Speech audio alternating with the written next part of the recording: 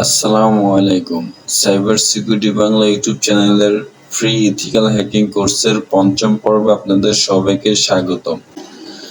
So viewers, আমরা previous ক্লাসগুলোতে জেনেছিলাম যে কিভাবে নেটওয়ার্কের উৎপত্তি হয়েছিল এবং কিভাবে ইন্টারনেটের উৎপত্তি হয়েছিল। তারই ধারাবাহিক অনুসারে আজকে আমরা জানবো নেটওয়ার্ক কি এবং নেটওয়ার্ক কত প্রকার। সো ভিউয়ার্স, তো চলুন শুরু করা যাক। আর মূল ভিডিওতে ফিরে যাওয়ার আগে যারা এখন আমাদের ইউটিউব চ্যানেলটি সাবস্ক্রাইব করেনি তারা অবশ্যই আমাদের ইউটিউব চ্যানেলটি সাবস্ক্রাইব করবেন এবং পাশে থাকা বেল বাটনটি অন করে দিবেন যাতে আমাদের পরবর্তী লেটেস্ট ভিডিওগুলো সবার আগে আপনার মাঝে পৌঁছে যায়। আর যারা ইতিমধ্যে আমাদের ইউটিউব চ্যানেলটি সাবস্ক্রাইব করেছেন তাদেরকে অসংখ্য অসংখ্য ধন্যবাদ। দৈনন্দিন জীবনে আমরা নেটওয়ার্ক কথাটি শুনে থাকি।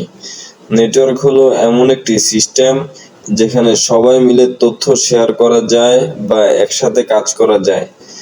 যেমন ধরা যাক, ডাক বিভাগ সারা দেশব্যাপী চিঠি বিলি করে থাকে।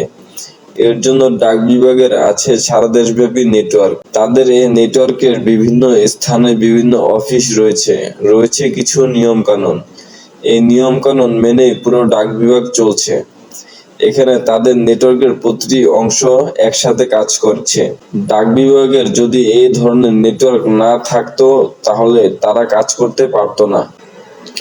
নেটওয়ার্ক কি সেটি যদি আমরা সহজ ভাষায় বলতে চাই তা হলো একটির সাথে আরেকটির সংযোগ স্থাপনের মাধ্যমই হলো নেটওয়ার্ক। যেমন উদাহরণস্বরূপ, আমরা যদি ঢাকা থেকে কক্সবাজার যেতে চাই, এর কমন মাধ্যম হচ্ছে দুইটি, বা নেটওয়ার্কিং হচ্ছে দুইটি সিস্টেম। একটি হচ্ছে বাই রোড, আরেকটি হচ্ছে বাই এয়ার। তবে একটি কম্পিউটার যখন এক বা একাধিক কম্পিউটারের সাথে সংযুক্ত হয়ে তথ্য আদান প্রদান করে তখন বলা হয় সেই কম্পিউটারটি নেটওয়ার্কের অংশ। নেটওয়ার্ক করার জন্য ন্যূনতম দুইটি কম্পিউটার দরকার পড়বে। এসব কম্পিউটার পরস্পর তথ্য আদান প্রদানের জন্য বিশেষভাবে বিশেষ ডিভাইসের মাধ্যমে একটি আরেকটির সাথে সংযুক্ত হয়। এছাড়াও এক কম্পিউটার অন্য কম্পিউটারের সাথে কিভাবে যোগাযোগ করবে, কি হবে তাদের ভাষা ইত্যাদি নিয়মকানুন আগে নির্দিষ্ট করা থাকে। আমাদের দৈনন্দিন কাজসমূহকে সহজ করার জন্য নেটওয়ার্ক ব্যবহার করা হয়। দুটি কম্পিউটারকে যখন নেটওয়ার্কে নিয়ে আসা হয় তখন আমরা প্রধান যে সুবিধা পাই তা হলো দুটি কম্পিউটার পরস্পরের রিসোর্স শেয়ার করতে পারে। রিসোর্স বলতে এখানে তথ্য এবং হার্ডওয়্যার ডিভাইস দুটোই বোঝায়।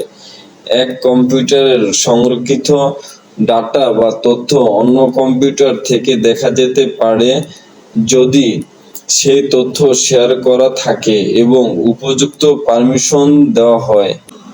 তেমনি একটি কম্পিউটারের সাথে সংযুক্ত হার্ডওয়্যার ডিভাইস যেমন printer, CD ROM drive, hard disk space ইত্যাদি অন্য কম্পিউটারের সাথে শেয়ার করা যেতে পারে। তার মানে আপনার নেটওয়ার্কে একটি প্রিন্টার থাকলে নেটওয়ার্কের সব মেশিন সেটি ব্যবহার করতে পারবে। তেমনি একটি সিডি-রোম ড্রাইভ থাকলে অন্য কম্পিউটার থেকেও তা ব্যবহার করতে পারবে। নেটওয়ার্কিং এর প্রধান সুবিধা এটি এবং এর জন্যই লোকেরা নেটওয়ার্ক ব্যবহার করে। কেবল হার্ড ডিস্ক কিংবা ডিভাইস শেয়ারিংই নয়, মূল গুরুত্ব দেওয়া হয়েছে তথ্য শেয়ারিং এর উপর। সো ভিউয়ার্স, আজ এই পর্যন্তই। আশা করি আজকের এই ভিডিওর মাধ্যমে আপনাদেরকে কিছুটা হলেও ধারণা দিতে পেরেছি যে নেটওয়ার্ক কি।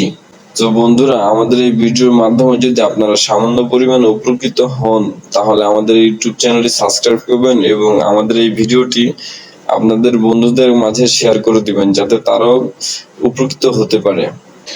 পরবর্তী ক্লাসে নেটওয়ার্ক কত প্রকার এবং কি এই বিষয়ে বিস্তৃত ধারণা দেওয়ার চেষ্টা করব।